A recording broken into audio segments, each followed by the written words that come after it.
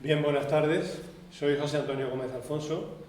Soy licenciado en Filología Hispánica y profesor de secundaria de la asignatura de Lengua Castellana y Literatura. También a lo largo de mi vida profesional he sido asesor de formación en un centro de formación del profesorado y al mismo tiempo director del mismo. Con lo cual, pues mi relación tanto con la docencia como con la formación permanente del profesorado ha sido larga y extensa a lo largo de mi vida profesional. Evidentemente la evaluación ha ocupado un lugar importante en esa ocupación profesional y hoy pues estoy encantado de participar en esta actividad al respecto del asunto de la evaluación educativa. Es tan importante el asunto de la evaluación, si lo pensamos bien, también porque la vida pasamos infinidad de momentos evaluando, es decir, la evaluación no solamente se circunscribe al territorio educativo, sino que forma parte de la propia vida. Evaluamos a la hora de salir a dar un paseo, evaluamos comprando en el supermercado, incluso evaluamos buscando el momento propicio para ir a la playa. Es más, una vez estamos en la playa, a veces incluso allí bajo la sombrilla guareciéndonos del sol, se producen muchas veces intensas sesiones de evaluación, con lo cual ello nos da la medida de cómo a lo largo de nuestra existencia hay infinidad de ocasiones cotidianas, normales, en donde el ser humano evalúa. Por ello no es nada extraño que la evaluación ocupe un lugar importante también en la educación. Al fin y al cabo, la educación forma parte de la vida. Pero es verdad también que, aunque evaluamos en la vida cotidiana y evaluamos en el terreno educativo, ambas evaluaciones no son exactamente iguales. Por un lado, si alguien nos preguntase cuál es la diferencia entre ambas, ¿no? Seguramente lo primero que se nos vendría a la mente sería el asunto de que en educación se piden calificaciones. Es decir, en la evaluación educativa, además de evaluar, se califica. Ese es un rasgo importante en relación entre la evaluación cotidiana y la que tiene lugar en educación. Evaluar y calificar son dos conceptos de entrada distintos, pero al mismo tiempo muy interrelacionados entre sí, hasta el punto de que podemos evaluar sin calificar a continuación, simplemente quedarnos en esa parte cualitativa, en esa reflexión, sin más, sin expedir ningún tipo de nota. En cambio, no es posible, desde mi punto de vista, calificar sin haber evaluado previamente. Esa reflexión, ese pensar sobre en qué me voy a basar para para calificar al otro, es algo fundamental, metafísicamente imposible, por tanto, calificar sin haber evaluado previamente. Es una distinción conceptual que nos resulta muy necesaria. También es verdad que a la hora de evaluar, me estoy refiriendo tanto a educación como a la vida cotidiana, todo ser humano necesita basarse en unos criterios. Ese es el primer rasgo que la evaluación contiene, la necesidad criterial, tanto en la vida cotidiana como en la educativa, con una distinción.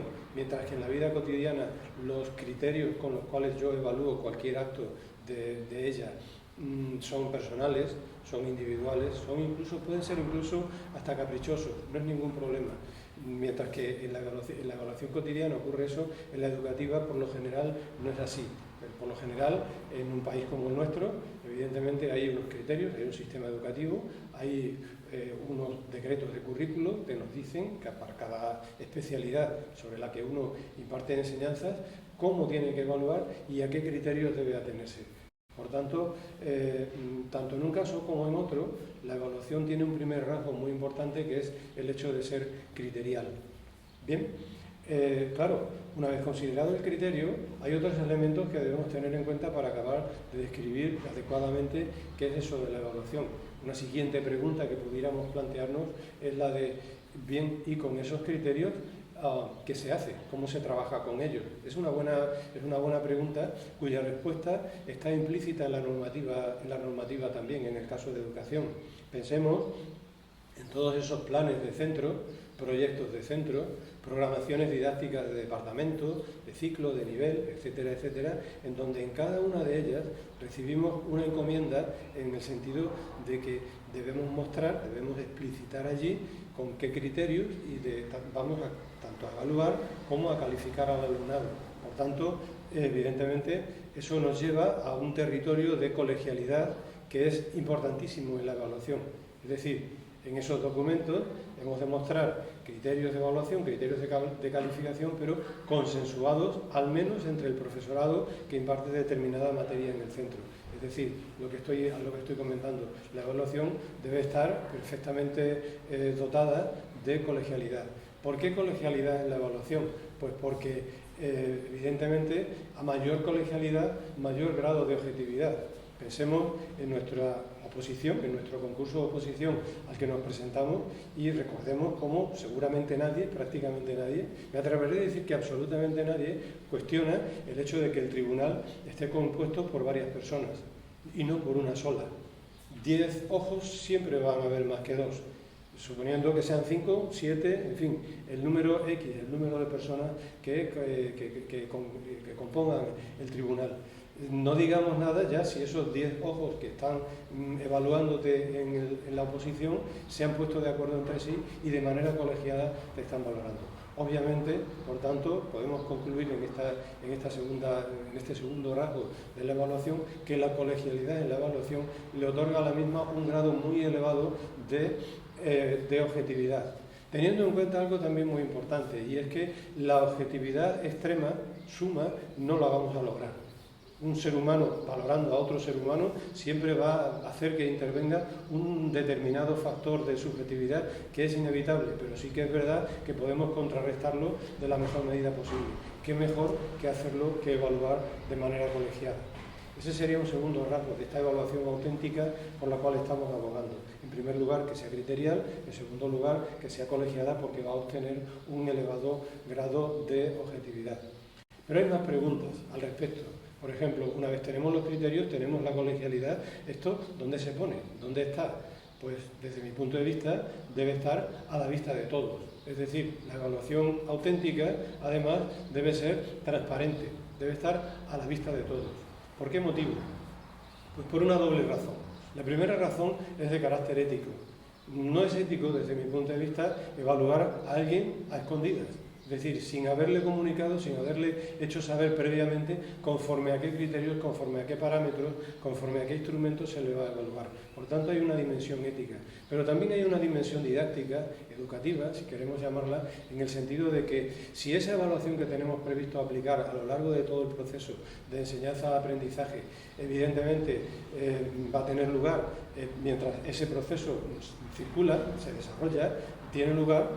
Es verdad que desde el principio también la hemos planteado, la hemos anunciado, la hemos hecho transparente, pero también debemos tener en cuenta que en el mismo momento en que la estamos haciendo saber a las personas que luego van a ser evaluadas, desde ese momento les estamos permitiendo aprender. Porque es muy importante para el aprendizaje saber a qué tengo yo que prestar una atención especial, porque sobre eso, que es lo importante, al final van a acabar valorándome. Por tanto, evaluación criterial, evaluación transparente, evaluación objetiva en la medida de lo posible, y eso, digamos, serían los 3 rasgos fundamentales de una evaluación auténtica.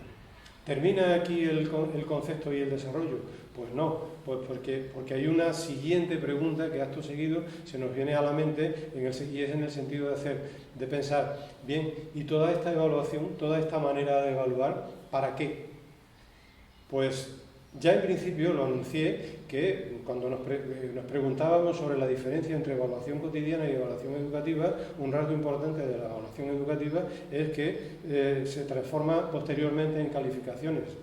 Evaluar para calificar ya es algo extraordinariamente complejo, extraordinariamente importante, extraordinariamente potente. ¿Por qué? Pues porque de esas calificaciones muchas veces depende el futuro de seres humanos. Depende estudios posteriores, depende una dedicación profesional, depende en suma la vida. Por tanto, la calificación que tiene lugar tras una buena evaluación es algo fundamental para la vida, con lo cual hay una importancia enorme del asunto que nos reúne hoy día. Pero Ya digo, simplemente con evaluar para calificar ya estaría justificada la actividad, pero es que es mucho más rica, tiene muchos más matices. Por ejemplo, una buena evaluación aplicada al proceso de enseñanza-aprendizaje desde el minuto 1, desde el primer momento, como he indicado, permite aprender bien, pero es que también permite que el docente reconfigure, reordene, reencamine incluso aquello que está haciendo en aras de la mejora. Por tanto, una evaluación encaminada a la mejora, una evaluación no meramente sumativa, caminada a la calificación, sino dedicada a analizar el proceso, a reconducirlo, a rehacerlo de nuevo. Evidentemente una evaluación formativa, en este caso, que es el nombre técnico que tiene, es fundamental, es importantísimo para el propio proceso. Es otro tipo de evaluación que también podía entrar en juego. Como estamos viendo, el proceso de enseñanza-aprendizaje en su relación con la evaluación es muy rico, es muy esclarecedor, es de enorme importancia en la vida de las personas. Pero, ya que estamos hablando de evaluación, podríamos plantearnos la evaluación no solo del alumnado, que ha sido a la que a lo largo de estos minutos hemos estado refiriéndonos fundamentalmente. ¿Por qué no evaluar también la profesión docente? ¿Por qué no haber criterios, instrumentos, etcétera, etcétera, procedimientos para evaluar la profesión docente? Y ya que hablamos de evaluar la profesión docente, ¿por qué no evaluamos en la sociedad otras profesiones? Al menos aquellas que pertenecen al erario público. No estaría mal, seguramente todos saldríamos ganando. Ya digo, no solo con la evaluación del alumnado, sino también con la evaluación de los profesionales. Y ya que hablamos de la evaluación de los profesionales que integran un centro educativo, ¿por qué no evaluar el desempeño del equipo directivo? ¿Por qué no evaluar el centro educativo en su conjunto, considerado como comunidad? Es decir, escuela, familia, municipio, instituciones, etcétera, etcétera. Sería otro territorio muy interesante para la evaluación. No digamos ya si un buen día asumiéramos el reto de evaluar también la administración educativa, esa que rige todos los destinos educativos del país y que también muchas veces está necesitada de una buena evaluación, porque seguramente una buena evaluación le permitirá crecer y mejorar la gestión que hace del hecho educativo en la comunidad autónoma, en el país, en la localidad, en donde sea. Como estamos viendo, la evaluación en estos elementos finales a los que acabo de aludir, pues evidentemente también tiene un territorio importante de mejora y esperamos que en lo sucesivo, en un breve espacio de tiempo, también tenga lugar, además de esa importantísima evaluación que todos realizamos de los desempeños del alumnado. Muchas gracias.